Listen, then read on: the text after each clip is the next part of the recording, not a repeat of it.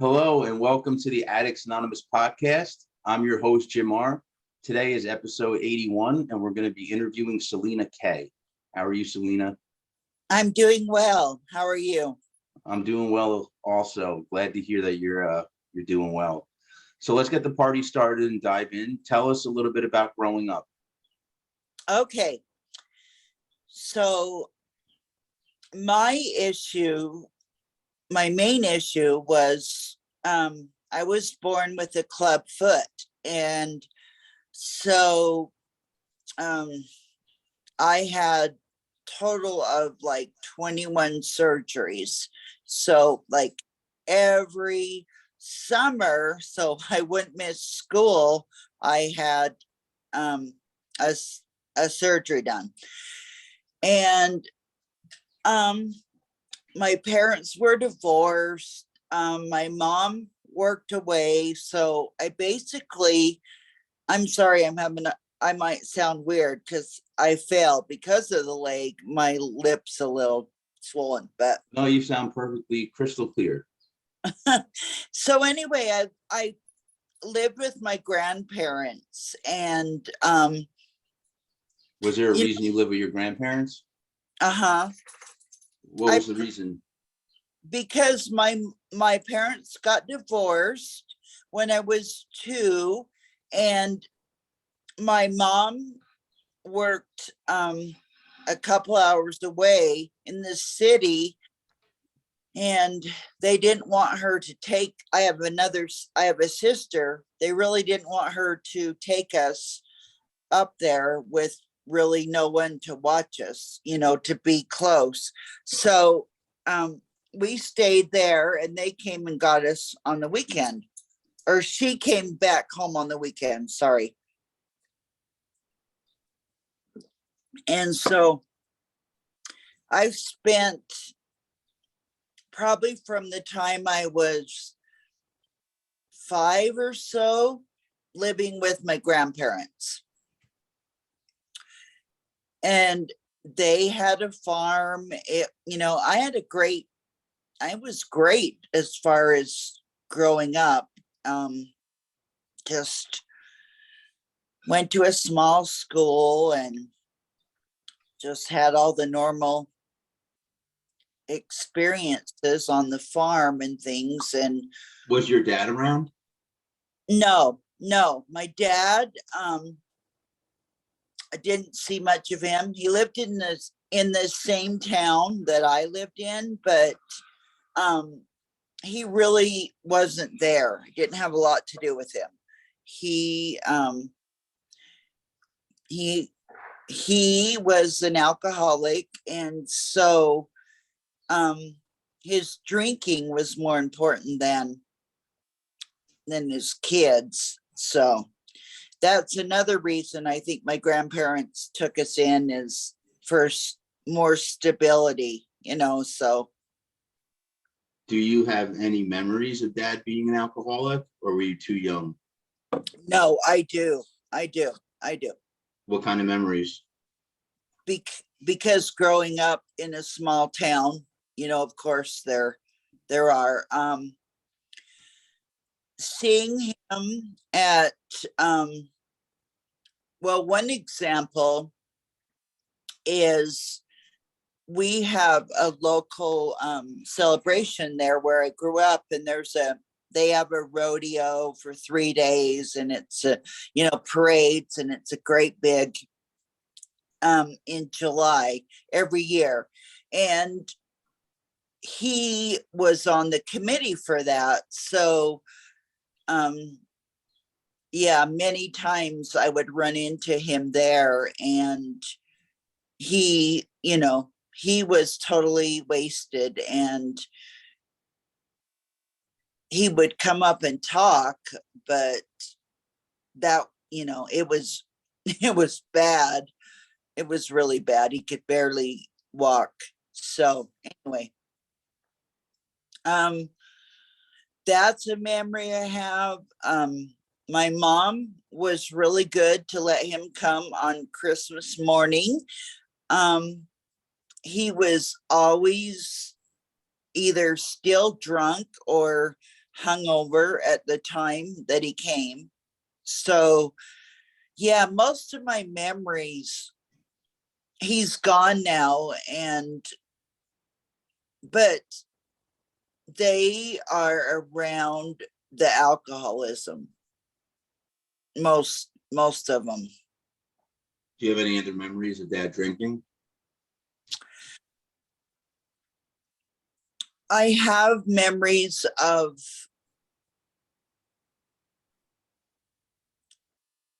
just from being in a small town, um, just basically gossip about, you know, who who my dad was. And it kind of like, I don't know, this is just an example. When I decided to get married, I was 18, which is crazy, for the first time. And I had people in the town tell my my husband to be, oh my gosh, you don't want to marry her. Her dad's an alcoholic and blah, blah, blah. And so, I had this stigma of all that growing up, the knowing what he was doing, and not just the drinking, but having affairs with people that he shouldn't have been. But because the town I grew up in was like 3,000 people, and super small.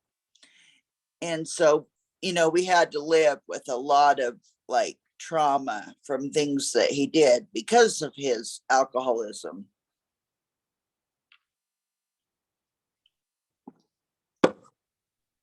Besides things like that, are there any other traumatic events that stand out? Um,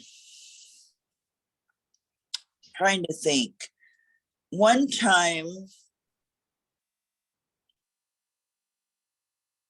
going back to the rodeo thing that was a celebration, I was married then, and I was with my brother and sister-in-law, and we saw my dad coming, and he you could see him staggering towards us. And I was like, oh no, Mm-hmm. please, let's go the other way. But he came right up to us and so trashed and said, what did you think about that? And we just kind of like, and then he just walked away, went on his merry way. And I just tried to like laugh it off a little bit, but yeah, it was tough. And there was another event. Sorry, whoops. I'm not sure if this is to do with his alcoholism or just his character, but he had an affair with a lady from town that everyone knew that was going on. And he had a child with her. And so me and my sister had to kind of grow up with that going on, living in the same town and knowing he was our half brother, and never really acknowledging it. But even my kids that went to the same high school that I did, they were aware of it because his name's Tori, and they would call him Tori Tully, which was my maiden name. And so it was like my kids were traumatized about it as well. So yeah, it was a tough time. How was life at school? You know, life at school was okay. I had the issues with my leg, but my grandparents were fantastic to live with. I still did, like, I was on the drill team despite my deformity. And so my high school years were really good. Like I say, I just kind of, sorry, I That's just okay. just kind of put the dad issue in a box and locked it up. Is what I always say. Minnie, shh.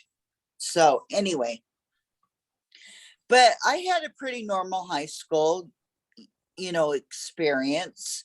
Being, like I say, being on the drill team, dating a little. I dealt with my leg with the pain and stuff. But So your leg, so for people, you mentioned to me, so people listening and watching, you are an amputee. correct, below the knee on the left side. And What kind that's of difficulties did it give you?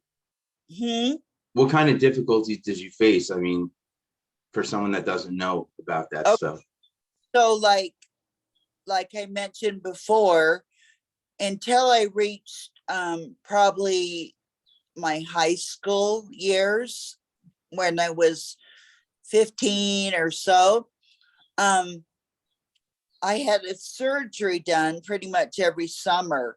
So so I didn't miss school, but they kept trying to fix it and fix it and fix it. And that continued, so I overcome a lot with just like, you know, when school started again, I was pretty much over the surgery. So I was able to do in high school, um, pretty much normal things. In I remember in elementary school being on crutches and people having to carry my lunch tray and things like that. But as I got older, the surgeries kind of slowed down. But the pain did not ever stop. My leg was totally, my foot was totally deformed. A club foot is what I was born with, and it actually turns in, kind of like that, instead of being flat. And my leg was 2 inches smaller than the shorter than the other one. And so just like bone, I didn't have any muscle. I just had just pretty much the bone and skin. And so school, it was hard. I look back now and I'm going like, I was pretty brave, I guess, to be on the drill team, because the deformity was pretty defined, but I just didn't let it stop me at that point, and I kind of still don't, even since my amputation. But so years and years and years of surgeries and pain and embarrassment, but I just moved past it. I really thought, but I don't believe that I did. I think once again, I have the ability, which is not good, to just lock hard things away. So And this was something that you were kind of embarrassed about during high school, that you're oh, every absolutely, year. you know how it goes. Yeah. If you might look different, if you might be whatever. Oh yeah, it it it was embarrassing every single day. And but I did things that I was surprised that I was able to do, because I I have a part. I'm just super stubborn, and I thought I'm gonna live as normal of a life as I can. But um, every time I went out to perform on the drill team or do any of that, it was like, yeah, it was horrible. I thought about it the whole time. I'm like, I'm kind of like a freak. I look like a little bit of a freak here, but I kept doing it. So anyway, That shows strong character. Not everyone's able to do stuff like that. I have a strong character. Um, and it's good and bad. You know, I'm very stubborn, but sometimes that's not always been a good thing. But Yeah. it's a double-edged sword. Yeah. I decided early on that I wanted to, fit in and be as normal as I could. But yeah, it's just, so I did. But When you were really young, what did they do to help you with pain relief? so I really don't remember like being, when I was super young. I'm sure they gave me pain medicine, but as I got older, um, then I do remember that started my addiction, was all of the pain medicine that I was given after every surgery, like once a year, sometimes twice a year. I had surgery until I was probably 45. And that's when I had the amputation done. But um, backing up to the pain medicine, the addiction started there from all the surgeries. And it was horrible. I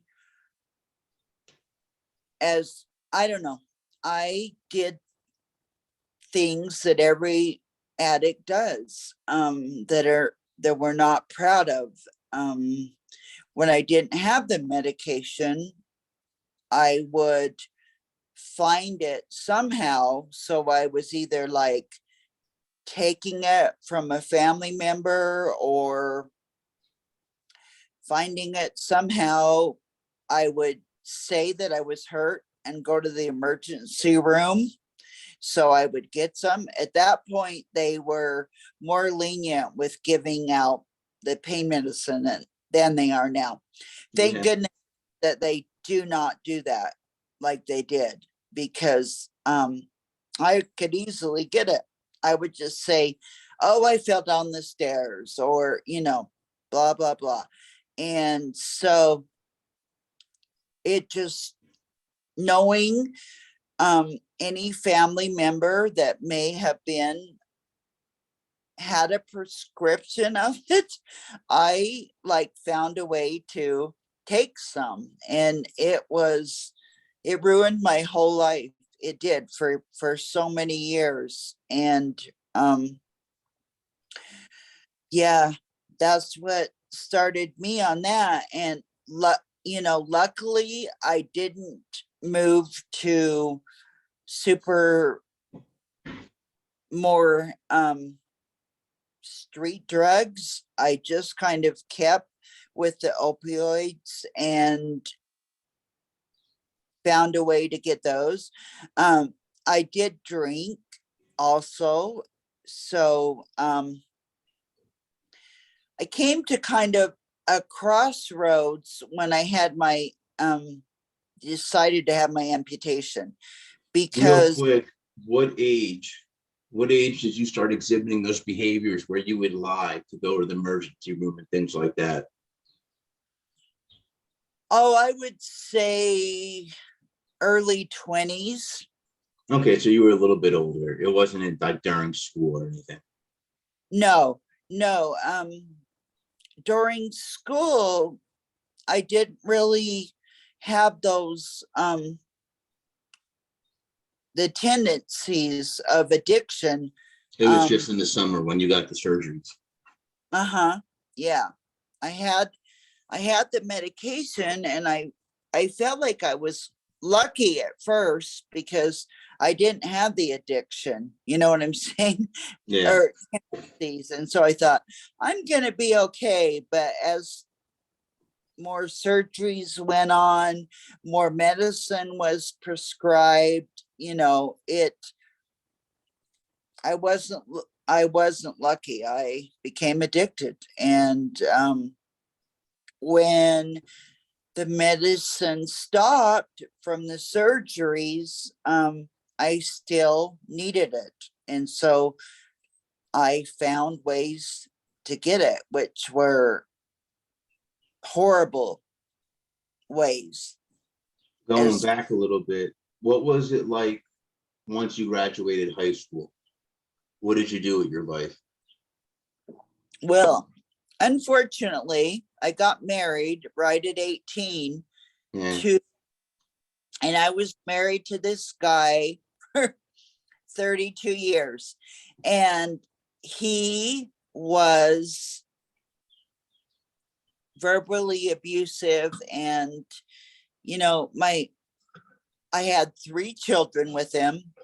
And I just stayed and toughed it out because I guess that was in my DNA. I had done that from having to deal with all of the surgeries and things. So I married him, stayed in the same town, and just my addiction became worse because I was trying to deal with the things from him as well, the abuse, and then having 3 kids really close together, and living in the same town with the stigma of my father. And still, after I married my husband,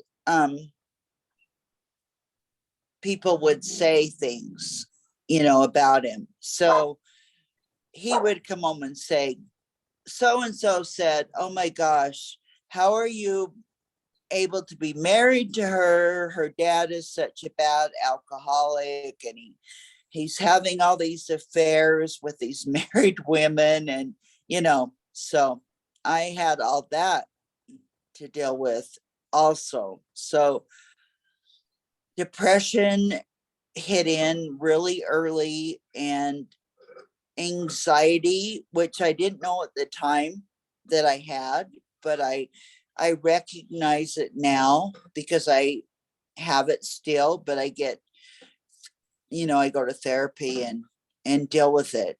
So yeah, it was tough. So what was your, because I know you said it was mainly in the summers during school. Once school was done, what was your surgery schedule like and how much medicine were you taking? So for the first part of my life, until I probably turned 13, I had a surgery every summer to try to correct it. And so I remember, like, okay, I didn't learn how to swim even until I was a teenager, because, every summer I was in a cast and on crutches. And, it was they were long recoveries because every one of them they tried were a major fix. It wasn't just a small thing. So my childhood was, I went to school, but then I knew in the summer I was going to have another surgery because my mom was really strong-willed into trying to find a way to fix it. And, it wasn't fixable.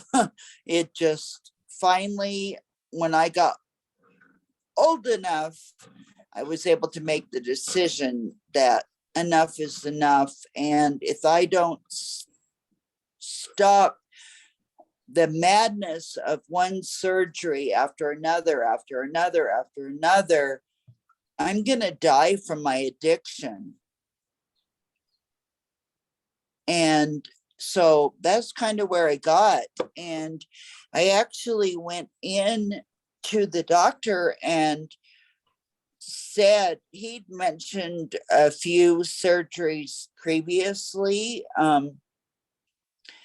I think we need to do an amputation. There really isn't much more that I can do to fix this, but I wanted to try a couple more things that were maybe possible, because losing my leg was something that at that point I couldn't handle with everything else. And so I did 2 major surgeries more and they failed. And so then I finally just said, okay, I'm done. I either have to get rid of the leg and the pain and start healing from the addiction, because it was just all connected.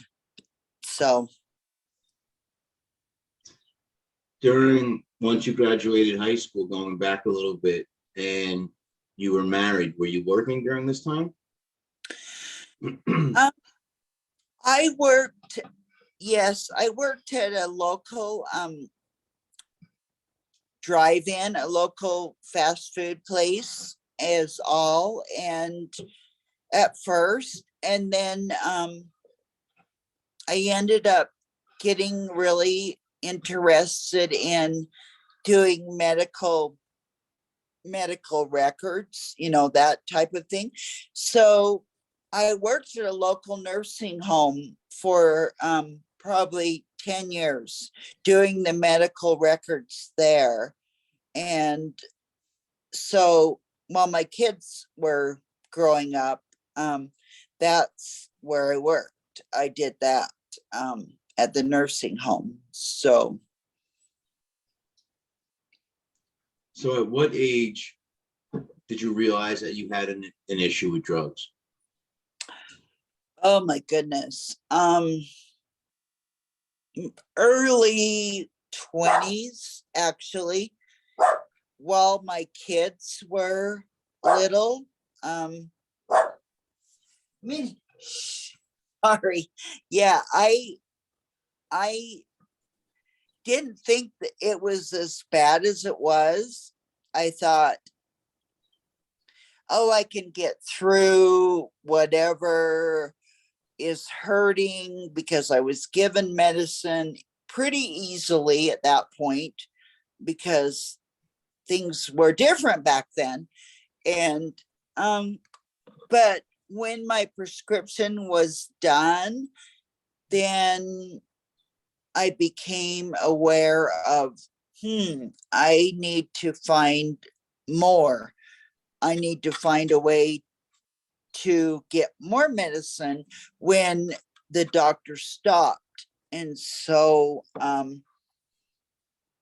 living in a small town, I knew maybe who might have pain medicine. And this is a horrible part of my addiction process, but I would go and find a way to take some of their medicine. So, What kind of things would you do to take their medicine? like I would go to visit and say I needed to use the bathroom and look in the medicine cabinet.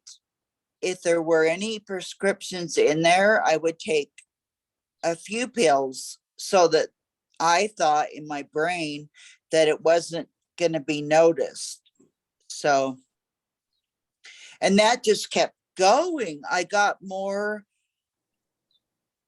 brave or stupid or whatever. I would actually know that someone had had a procedure, and I would get in their purse, hoping not to get caught, but I would actually get in this someone's purse, open the prescription bottle, and take medicine, pain pills out of it.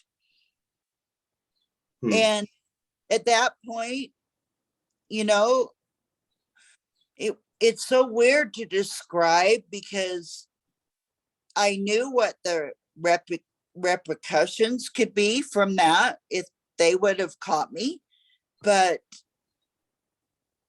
the need to have the medicine was stronger than the risk. Yeah. Were they always pain pills you were taking? Yes, I didn't move into like anything stronger other than alcohol, than the pain medicine. And I'm thankful for that, I guess, because I didn't really get, you know, any in any deeper than that. But they were, yes, they were always, oh, sorry. Oops. It's Okay. okay. You got to click a button to turn your video back on. Should be on the bottom of the screen. Okay. There you are. Anyway, trying to set my phone up so it won't fall again. So yes, it was just the pain medicine and the alcohol. But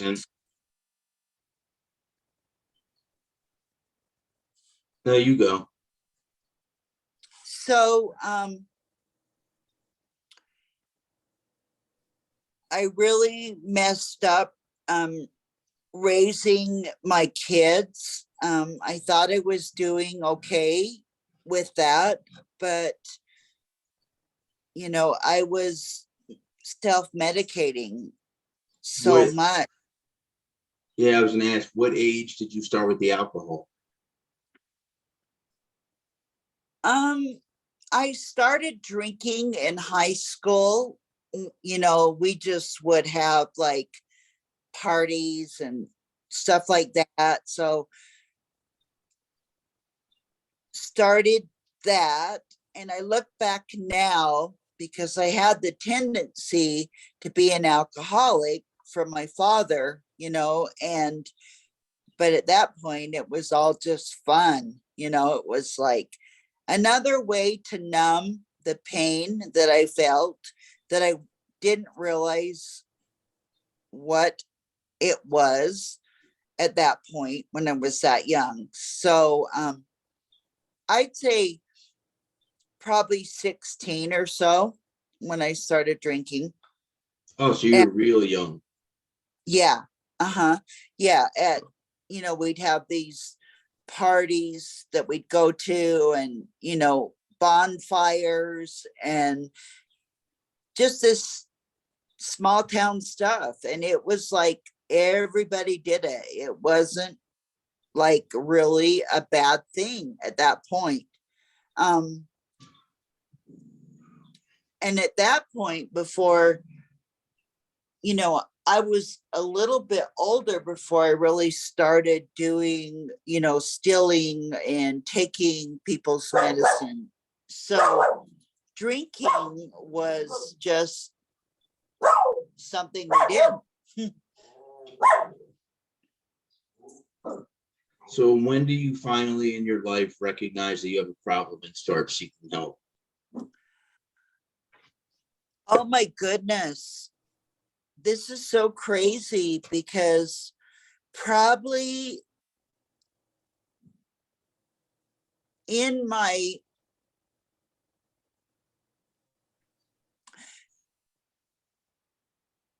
I had my amputation when I was like 45, and I realized then I went through my whole life up to that point just living in the madness of the addiction. And I basically decided to have my amputation to save my, to save myself and get on the path of recovery. And so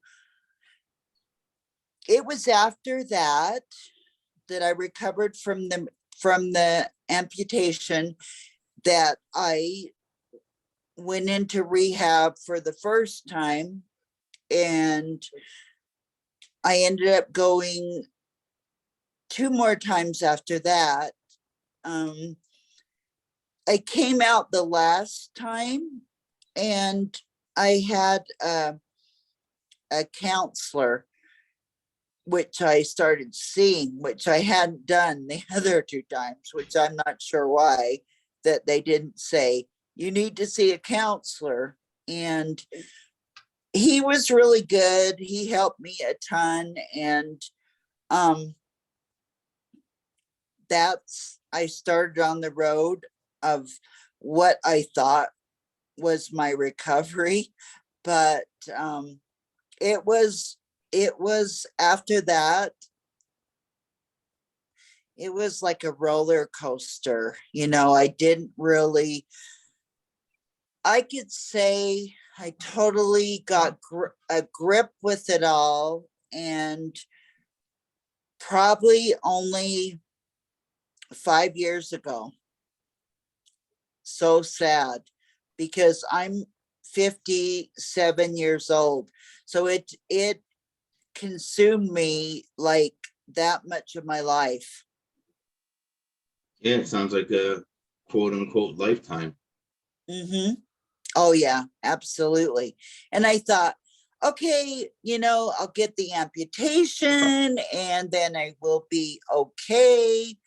But then I started, like, I got divorced and I moved to a different town, and um it started out being more the alcohol at that point than the pills that I chose. But I moved to pills again. I would say, I'm in so much pain. I would go to the emergency room. It was lying about that, and to get the medicine. And then I started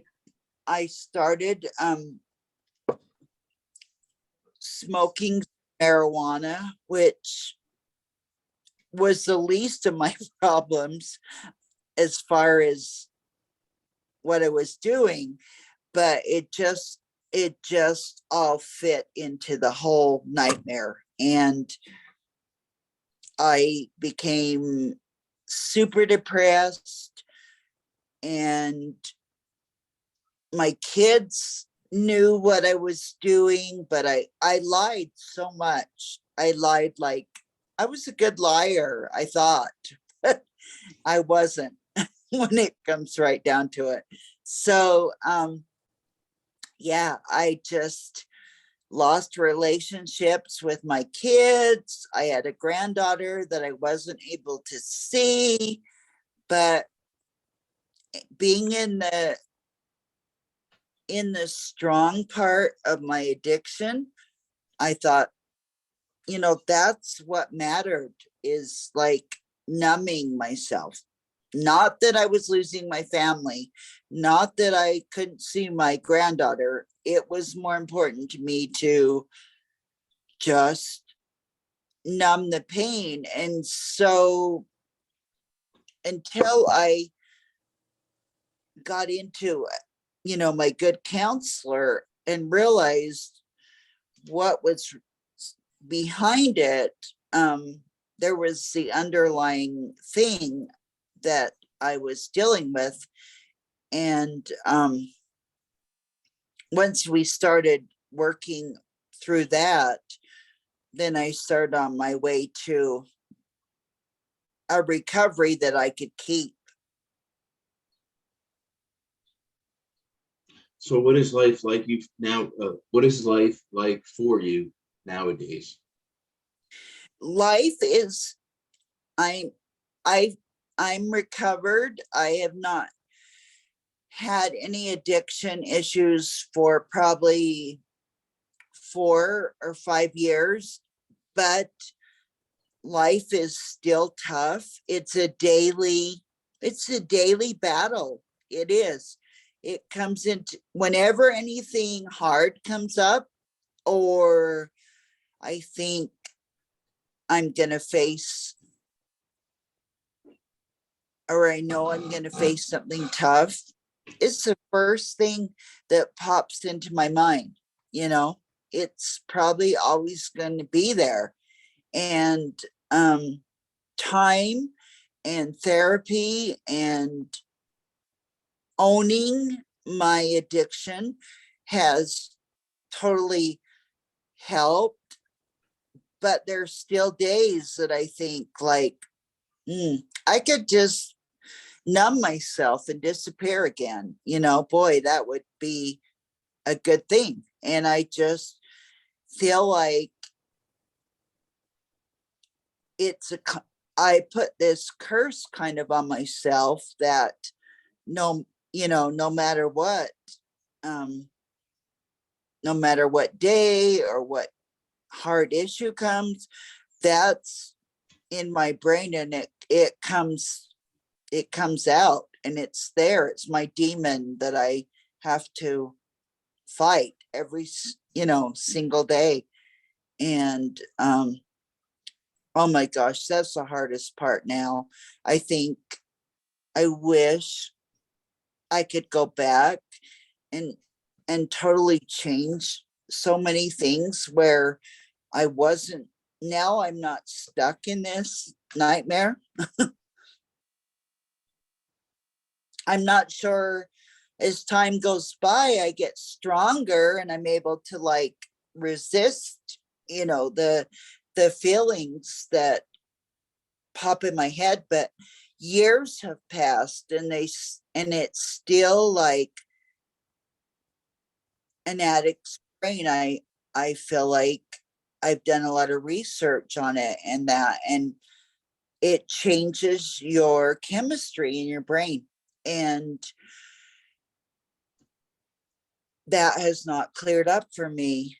And I hope it does. I don't know if it will, but I have a lot of more coping skills and things that I do when I recognize that's coming. So That's good. Coping skills are important. they So are. my last question for you is, do you have any advice for anyone that might be watching or listening?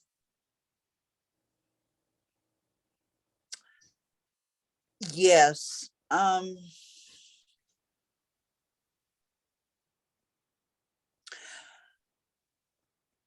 Oh my gosh, I feel like I'm preaching if I say too much, but the advice would be, and this sounds so simple, but don't go down that path. But if you do go down that path, um, get into rehab early.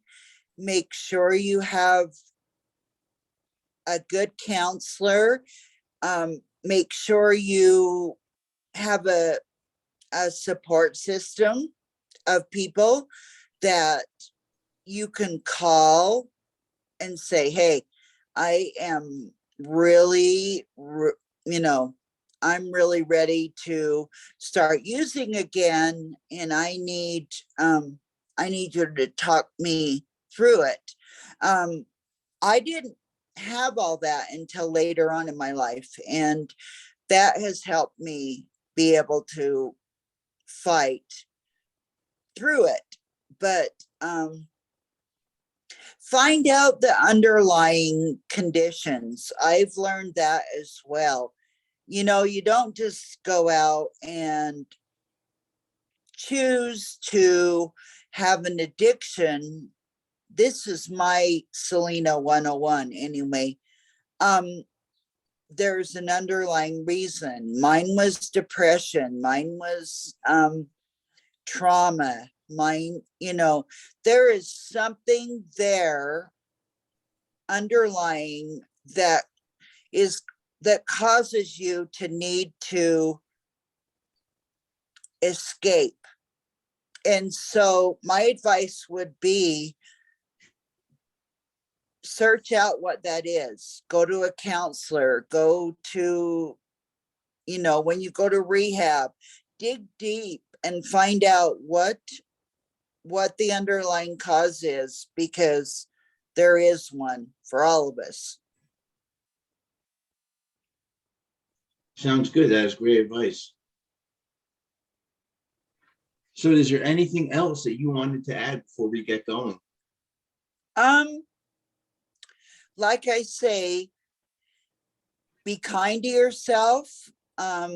Realize that it's a medical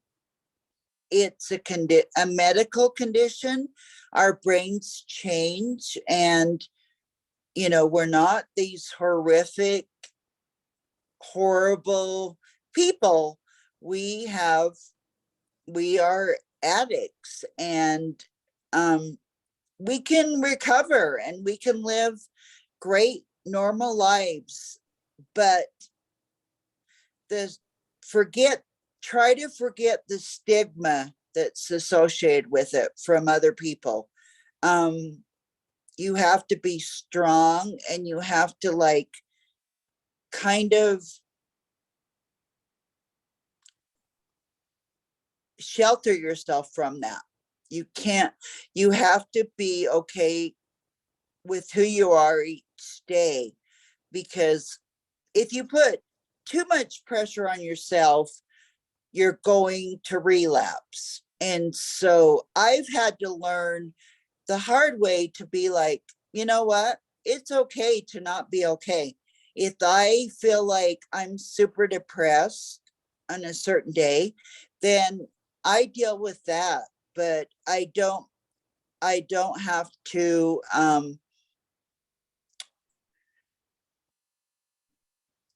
use something to make it go away, because I feel like I've got to be normal. Everyone else is out smiling and happy, you know what I mean? And blah, blah, blah. And I'm feeling like I can barely get out of bed. So my thing is, if I could give any advice, that give yourself some grace and remember, on certain days, it's okay to not be okay. You do what you need to. You take care of yourself, but you don't have to use substances or mask what you're feeling. Just take care of yourself in positive ways, and you can learn that. I have certain things that I do, but everyone's different. But yeah, basically, don't hate yourself. Stop that, because all that does is pushes you back into your addiction. That it does. So let's wrap it up there. I just want to thank you for coming on today. No, thank you. I hope it helps someone. It certainly will. I have people that message me that say, because a lot of people connect to these stories. they hear something, they go, I've been there, I've done that. And then they realize they're not alone. Yeah. Oh, you're not alone, and you're not a monster, and you're not uh this horrible person that you feel like society thinks that you are. You can be a great grandma, mom, husband, wife. It, I guess, to end it real quick, this counselor that I have that really helped me get past it said, you're not your addiction, it's not who you are. It is part of your story, but you're not your addiction. So I would tell everyone that. Love yourself, give yourself grace, and find your higher power or whatever works for you, because you need something. You can't do it by yourself. And I would give that advice. But other than that, I love I just love I love my fellow recovering addicts or addicts. I think we are the strongest people on this earth. And to overcome it, like, you're badass. I'll leave it at that. That is an absolute awesome statement. You are badass. People don't realize what we go through. Absolutely. And they're so judgmental, but to pull yourself out of an addiction is like, yeah, you're freaking a badass. There's no other way to say it, but I feel that way. And I am proud of people that I know that have been able to overcome it. It's amazing. So anyway, thank you, thank you, thank you. All right, awesome. So for everyone listening and watching, if you like what you heard and saw, go below and give us a like. Also subscribe to see when we upload new videos. You can check us out on Twitter, Instagram, Reddit. If you go to our Facebook group page, you can find the events tab, and there you'll find all the information for the nightly Zoom meeting that we host. And that's all I have for today. So until next time. Bye.